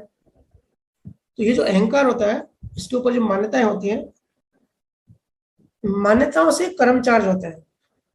हमने ये तो सीखा है कि भाई भाव से कर्म चार्ज होते हैं। बाहर की जो भी लाइफ है वो इफेक्ट है, वो फल है, वो पेड़ है। और बाहर की लाइफ आती है अंदर की लाइफ से। मतलब इफेक्ट जो है वो कॉजेस से आते हैं, और भाव को हम कॉज कहते हैं, कि जो हमने भाव करते हैं उससे नया कर्म बनते हैं। लेकिन भाव भी किसके अकॉर्डिंग होता है? भाव भी होते हैं ना, मान्यताओं के अकॉर्डिंग होता है। जैसी हमारी मान्यता होती है वैसे हमारे भाव होते हैं। किसी को पिज्जा खाना अच्छा लगता है, उसकी मान्यता है कि पिज्जा मतलब अच्छा, मजा आएगा, टेस्ट आएगी, तो पिज्जा खाने की और आसक्ति होगी, चिपक जाएगा, और एक भाव बन जाएगा। और किसी को ऐसा है कि पिज्जा मतलब बीमारी, यार जंक फूड है, कार्बोहाइड्रेट है, नहीं खाना चाहिए, तो वो उसकी मान्यता। तो उसको फिर वो आसक्ति के कर्म नहीं नहीं चिपकेंगे, उसके फिर द्वेष के कर्म चिपकेंगे, चार्ज होंगे। ठीक है। तो मान्यता जो है वो चिपक जाती है। तो ये जो कर्म चार्ज होते हैं, और कर्म ऑटोमेटिक डिस्चार्ज होते हैं। कुदरत हमको संजोग देती है, फिर जो हम कर्म बनाते हैं, कर्म तो खत्म हो जाता है ना। जो भी इसको कहते हैं आगादी कर्म, आयुष कर्म और गोत्र कर्म, जो जितने भी कर्म होते हैं, ये सब तो कर्म तो टाइम खत्म कर देता है। लेकिन ये मान्यता टाइम खत्म नहीं करता। ये बहुत डेंजरस होता है। ये ऐसा जहर है, जब तक सतगुरु नाम ले, हमारे अंदर से ना निकाले अपने वचन बल से। हमने डिस्कस किया ना, सतगुरु के वचन बल से ही बहुत सारी मान्यताएं टूट जाती हैं। तो ये मान्यता को तोड़ना जो जरूरी होता है। कोई भी किसी भी तरह की मान्यता आखिर मान्यता होती है।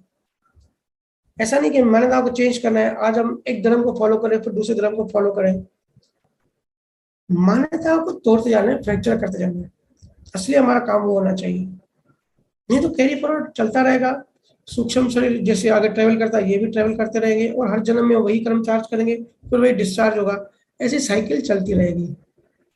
ये संस्कार होता है, ये बहुत कोर होता है, बहुत अंदर में होता है, और ये ध्यान से भी टूटते हैं। इसके लिए ध्यान की इतनी महिमा है, क्योंकि इतना कोर, जैसे धरती का कोर होता है ना, धरती के पता होगा कि 6 लेयर्स होते हैं। तो जो ऊपर ऊपर का लेयर होता है, जो हम बिल्डिंग बनाने में, जब धरती खोदते हैं 20 फुट तक, तो ऊपर ऊपर का लेयर लेयर होता है। एकदम लास्ट लेयर 25,000 फुट जो है, 25,000 किलोमीटर धरती अंदर कोर में है। ऐसे हमारा, हम जो अपने कोर में जाते हैं ना, अपने जब अंदर में जाते हैं, तो वहां जाके हम डिलीट कर सकते हैं मान्यताओं को। तो जितना हम गहराई में अपने अंदर जाएंगे, अपने ईगो के करीब जाएंगे, वहां से डिलीट कर लेंगे तो हो जाएगी। और गुरु के वचन बल से भी, कैसे भी करके मान्यता को डिलीट करते जाना है। नहीं तो ये बाय डिफॉल्ट कैरी फॉरवर्ड होती जाएंगी, हमको कुछ करना नहीं पड़ेगा। और बढ़ती जाती हैं, हर जन्म में बढ़ती जाती हैं। अगर हमने ज्ञान का सहारा नहीं लिया तो ये कचरा बढ़ते जाता है और चिपकता हुआ जाता है। और थोड़ी एक लेवल के बाद हमको भी समझ में आ जाता है कि किसकी कितनी मान्यता है, कौन कितना ज्यादा अज्ञान में है, मतलब कितनी ट्रेवलिंग करके आया, कितना कचरा जमा करके आया। पुराने जन्मों में जरूर इसने सफाई नहीं करी होगी, तभी इसकी अभी ये हालत है। आंखें देख के बता सकते हो एक लेवल पहुंचने के बाद, है ना। तो अभी ग्रुप के 3 सवाल ले लिए, अभी लाइव किसी का अगर सवाल होगा तो पूछ सकते हैं। प्रसाद, किसी का सवाल होगा तो रैंडमली आप नाम ले सकते हैं। जी भैया। चंपा, आप अपना अनम्यूट कीजिए।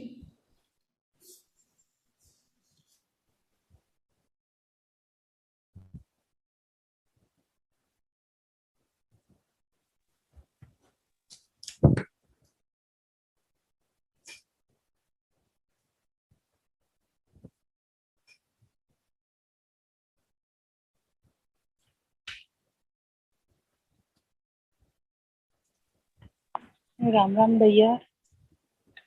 राम राम। कैसे हो भैया? चंपा दीदी?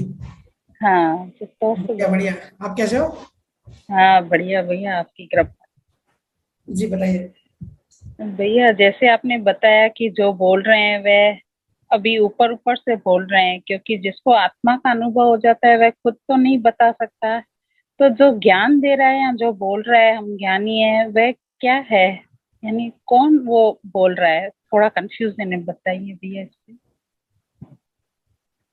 नहीं, सवाल क्या है आपका कि जो कहते हैं, मैं आपका सवाल नहीं समझा। भैया, जैसे आपने बताया ना कि जो बोल रहे हैं वे अभी ऊपर ऊपर से बोल रहे हैं कि वो ज्ञानी है या आत्मा का अनुभव हो जाता है, पर वो जब अच्छा, आत्मा का अनुभव हो जाता है तो खुद नहीं बता सकते ना कि हम जी आत्मज्ञानी जी हो जी गए हैं। जी, समझा आपका सवाल। तो हाँ। देखो, सबसे पहली बात, केवल ज्ञानी कभी नहीं कहेगा कि मैं केवल ज्ञानी हूँ। ये बात समझ लेना।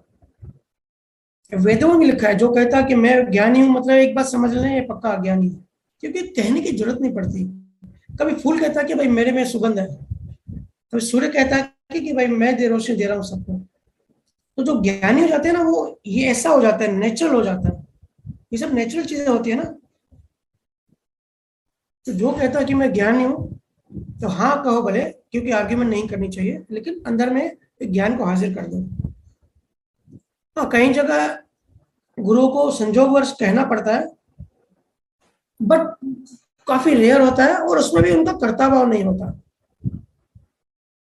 जिनका शून्य, केवल ज्ञान का मतलब ही होता है जिनका कर्ता भाव शून्य हो गया, है ना। लेकिन फिर भी क्योंकि इतने जन्मों से डेवलप होके आते हैं, उनके मुंह से नेचुरल निकलेगा नहीं कि मैं केवल ज्ञानी हो गया हूं।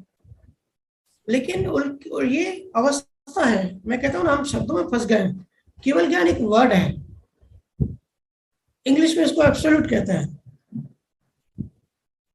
शंकराचार्य ने इसको अद्वैत कहा है। तो कितने शब्दों में उलझेंगे। ये अवस्था को पाना, ये अवस्था को समझना है। ये अवस्था ऐसी होती है कि नेचुरली कोई कोई भी दोष नहीं दिखेगा, सबके ऊपर प्रेम आएगा। चाहे कोई गाली दे, अपमान करे, कहीं कोई, चाहे कोई सेवा करे, और कोई अपना पराया नहीं। जो अपना पराया करे, इंडिविजुअलिटी करे, पक्षपात करे, तो ज्ञानी जो होता है ना, कभी पक्षपात नहीं करता है, क्योंकि सारा ब्रह्मांड उसका हो जाता है, तो अलग कोई है ही नहीं। तो इसके लिए जो सच्चे ज्ञानी होते हैं ना, वो डिस्चार्ज में वैसे नहीं कहेंगे, क्योंकि वो इतने जन्मों से वो डेवलप होते आ रहे हैं, तो वैसा वो करता हुआ वो चार्ज भी नहीं करते, लेकिन उनकी अवस्था ऐसी होती है। अवस्था को पकड़ो, वो अवस्था कैसी होती है कि जो अंदर का जो मन होता है बिल्कुल शून्य होता है, शांत। बाहर से जो होता है वो स्वीकार होता है, 100% स्वीकार, शांत, सुलभ। ऐसा हो जाता है कि उनको कोई दिखता भी है ना कि कोई किसी का भाव गलत है, तो भी वो उसको नहीं कहते या उनके बारे में नहीं सोचते, सिर्फ स्माइल देते, हंसते हैं। अब देखो महावीर स्वामी का देखो, कितनी कम बात की है। बुद्ध को देखो, बुद्ध तो शांत बैठे रहते थे, जब तक कोई पूछे नहीं तब तक कोई जवाब नहीं देते थे। ये अवस्था है। तो शब्दों में मत तुलझो। जो शब्दों में उलझते हैं ना, जो कहते हैं मैं ज्ञानी, मैं, उल्टा देखोगे ना उसके अंदर आनंद कम होता है। अब 2-4 दिन पहले मुझे किसी ने कहा, मुझे बहुत बढ़िया, बहुत अच्छी बात लगी। बोले भैया ऐसा हो गया कि मुझे पता है मैं अज्ञानी हूँ, लेकिन पता नहीं क्यों बिंदास रह पा रहा हूँ और बड़ा मजा आ रहा है, बड़ा आनंद में, बड़ा मुक्त मुक्त फील करता हूँ, कोई बंधन लगता ही नहीं मुझे। तो ये मेरा अज्ञान का बंधन है या अज्ञान का आनंद है, या मुझे बोलेगा कुछ भी, मुझे शब्द दो, लेकिन ये अवस्था मुझे अच्छी लग रही है कि बिंदास हो गया हूँ, बड़ा मजा आ रहा है, बड़ा आनंद हो रहा है और कोई बंधन नहीं है, बंधन मुक्त हूँ। अब ये अवस्था उसने बहुत हाई लेवल की अचीव कर ली, लेकिन खुद को अज्ञानी बोल रहा है। देखो शब्दों में नहीं उलझा। ये होता है, बिंदासपन आ जाता है, बोल्डपन आ जाता है, मस्ती आ जाती है, कोई बंधन नहीं रहता, सब बंधन मुक्त अनुभव हो जाता है। ये अवस्था को पकड़ना है, शब्दों को नहीं पकड़ना है। अगर किसी की ऐसी अवस्था है और वो बोले कहे मैं अज्ञानी हूं, तो समझ लेना ये हाईली डेवलप्ड है, डेवलप हो रहा है स्पीड से। तो ये डिफरेंस होता है। असली संत तो, असली सतगुरु तो खुद को छुपाते हैं, और छुपाते भी इसके लिए हैं क्योंकि जो जहां सोचो ऐसा फूल हो जिसकी सुगंध बड़ी मधुर हो, तो क्या हो जाएगा, सारी दुनिया वहां जमा हो जाएगी, पूरा लोड, पूरा प्रेशर वहां आ जाएगा।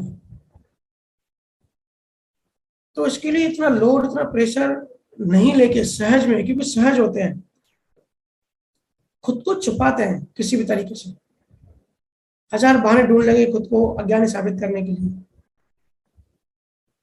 क्योंकि उनको जो करना होता है वो वही करते हैं। लेकिन अवस्था का फर्क पड़ता है, कौन क्या कह रहा है उससे किसी को भी मतलब नहीं है, और किसी को दूसरे को ध्यान भी नहीं देना चाहिए, खुद को ध्यान खुद को देना है। बस ऐसी अवस्था अचीव करनी है, ऐसी सहज, ऐसा सहज पुरुषार्थ करना है। लोग लड़ रहे एक दूसरे के साथ, मेरा पंथ सही, मेरा गुरु सही, ये सही, हमारे पंथ में सबसे बड़ा ज्ञान होता है। एक बात को समझो, ये सब जो सवाल पैदा होते हैं, जो कहते हैं ना कि भाई वो तो ऐसे बताता है, वो तो वैसे बताता है, तो ये ऐसे समझो कि परमात्मा को इतना छोटा क्यों समझते हो भाई, कि भाई एक पंथ में आ जाएगा, एक एक सिस्टम में आ जाएगा, या एक ग्रंथ में आ जाएगा। ये ऐसे समझो कि जैसे पहले भी चर्चा की है कि हाथी है, ठीक है, तो हाथी का किसी ने पूंछ पकड़ लिया, 5 अंधे थे, एक अंधे ने पूंछ पकड़ लिया और कहता है कि बस यही हाथी है। हाथी मतलब पूंछ, उसकी डेफिनेशन यही होगी कि पूंछ मतलब हाथी। एक ने दांत पकड़ लिए, एक ने पैर पकड़ लिया। पूरा हाथी को देखने के लिए आंखों वाला सतगुरु चाहिए, और जो भी अंधे होते हैं ना, वो एक चीज पकड़ लेते हैं, बस यही सही, यही सही।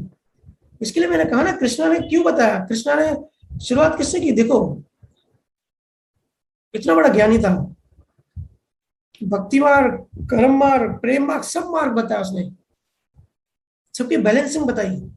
और सारे सतगुरु यही बताते हैं, क्योंकि सब कुछ है, एक चीज नहीं है, एक चीज, बहुत बहुत जीव, बहुत लोग एक चीज पकड़ के कहते हैं बस यही सही, तो ठीक है एक लेवल तक पहुंचोगे, लेकिन संपूर्ण नहीं है। एक होता है कि कुआं होता है, कुएं का मेंढक, और एक होता है समुद्र की मछली। तो कुआं का मेढक समझते हैं यही पूरा ब्रह्मांड है, ये कुआं, क्योंकि बाहर गया ही नहीं। और एक मछली को पूरा समुद्र के बारे में पता है, कितना बड़ा समुद्र है। तो ये डिफरेंस होता है। कोई भी चीज गलत नहीं होती, कोई भी चीज, हर चीज का अपना एक रोल होता है एक चीज को आगे बढ़ाने के लिए, और एक ही चीज सही है ऐसा ही नहीं होता है। बहुत लोग समझते हैं कि भाई हिंदुस्तान में जन्म लिया तो ही मोक्ष मिलेगा। क्यों भाई? अगर रशिया में पैदा हो तो वो इंसान नहीं है, उनका अगर अज्ञान मिटा दो, उनको अगर वहां सतगुरु मिल जाए तो वहां नहीं हो सकता। माहौल का फर्क पड़ता है, परमाणु का फर्क पड़ता है, मैं मानता हूँ, लेकिन ऐसा नियम नहीं होता कि अमेरिका में पैदा हो गया तो हम सब है ना हिंदुस्तानी बड़े अहंकार में घूमते हैं कि भाई हम तो इंडिया में रहते हैं, संतों की नगरी में, हमारा तो मोक्ष पहले होगा, अमेरिका वाले का नहीं होगा। ये सब अज्ञानता है, ये सब गलत मान्यता है। कहाँ फंसे हो? कुदरत की नजर में ऐसा कुछ नहीं है ना? तो इन चीजों में फंसे नहीं।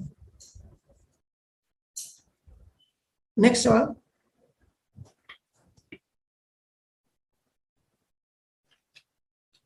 और मनीषा,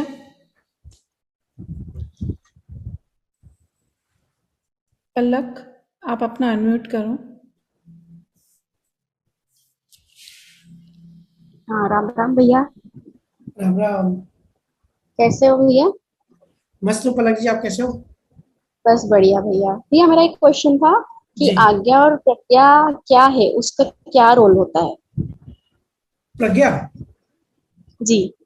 प्रज्ञा क्या अभी भी चर्चा किया ना। प्रज्ञा का मतलब होता है कि ऐसी समझ, ऐसी अंडरस्टैंडिंग, स्पिरिचुअल अंडरस्टैंडिंग जो हमारे अंदर बैठ जाती है। प्रज्ञा क्या करती है? प्रज्ञा का मतलब क्या होता है?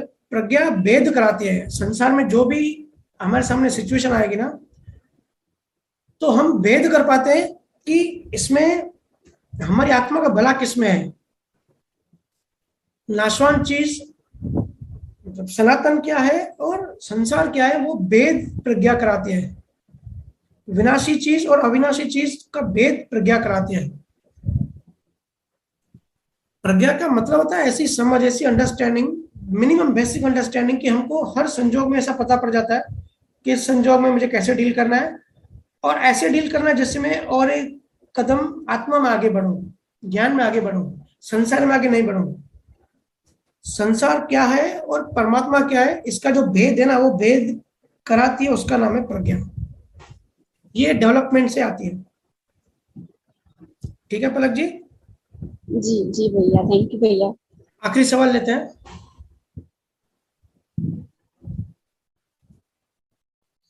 तन्नू आप अपना अनम्यूट करो। राम राम भैया। राम राम दीदी, राम राम। कैसे हैं भैया? मस्त, आप कैसे हैं? भैया आप कृपा से आप ठीक हो? भैया मेरे को पूछना था आ कि गए? भैया आपने जो, आप आ गए किशनगढ़ में कि क्या नाम था, दूसरे सिटी में थे ना? नहीं भैया अच्छा अच्छा, भैया मैं आ गई किशनगढ़। ओके ओके, जी बताइए। भैया मेरे को पूछना था कि हमने जाने जाने अनजाने में कोई कर्म बनाए हैं, कई सारे हम कर्म बनाते हैं, तो वो कैसे इसी जन्म में क्या डिलीट हो सकते हैं? देखो क्रियावन अनजाने में भी कर्म बनाते, जानबूझ के भी कर्म बनाते। क्रियावन कर्म जो होते हैं ना, जो हम नए कर्म बनाते हैं, उसको आप अभी डिलीट कर सकते हो उसी जन्म में, जब तक आप शरीर में हो। बिल्कुल, ये साइंस है, 100% डिलीट कर सकते हो। ठीक है? जो संचित कर्म होते हैं, जो कर्म, क्रियावन कर्म का मतलब होता है जो हमने अभी इसी जीवन में अभी बताया, अभी बनाया।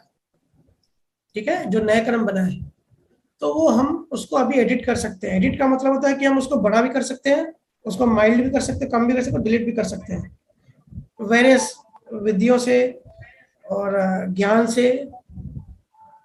काफी सारी विधियां हैं अलग अलग। ठीक है? बीज कैसे बना, फिर वो उसको डिलीट करने की विधियां हैं। हमारा भजन सुमरन भी उसमें से एक है। संचित कर्म जो है, जो पिछले जन्मों में किया है, जो कुदरत के पास पड़ा है, उनमें से भी जो एक्टिव नहीं हुए हैं, उनको हम डिलीट कर सकते हैं ज्ञान अग्नि से। तो बहुत आगे की बात है। ज्ञान अग्नि जब संपूर्ण जब ज्ञान हो जाता है, तब वो हम ज्ञान से डिलीट कर सकते हैं। नहीं तो वो संचित कर्म प्रारब्ध कर्म बन के हमको भोगने ही पड़ते हैं। कोई ना कोई शरीर मिल ही जाता है। देखो आत्मा फंसी कहाँ है? शरीरों में। हर गति में कोई ना कोई शरीर मिलता है, और आत्मा की मुसीबत यही है कि शरीर मुसीबत है। ये ऐसा समझो कि कोई भाई 200 किलो का एकदम फैला हुआ आदमी हो और उसको बच्चे की ड्रेस पहना दो, तो कैसा फील होगा? तो आत्मा तो संपूर्ण ब्रह्मांड है। आत्मा को छोटे छोटे शरीरों में जाना पड़ता है। ये आत्मा की मुसीबत है, बन जाती है शरीरों से। तो संचित कर्मों से फिर प्रारब्ध कर्म बनते हैं, प्रारब्ध कर्म से कोई ना कोई शरीर मिलता है, कोई ना कोई गति मिलती है। प्रारब्ध कर्म को तो डिलीट नहीं कर सकते, अपने ज्ञान से उसका असर कम कर सकते हैं। संचित कर्म बहुत हाई लेवल पर डेवलप हो जाएंगे, उसके बाद हम ज्ञान अग्नि से डिलीट कर सकते हैं।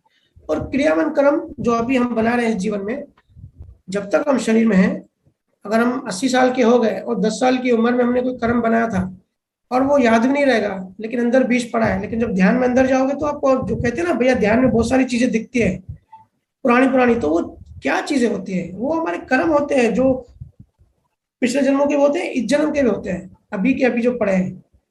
तो वो हम जाके देखते हैं और वहां से फिर उसको डिलीट भी कर सकते हैं। पूरी साइंस है। ठीक है तनु जी?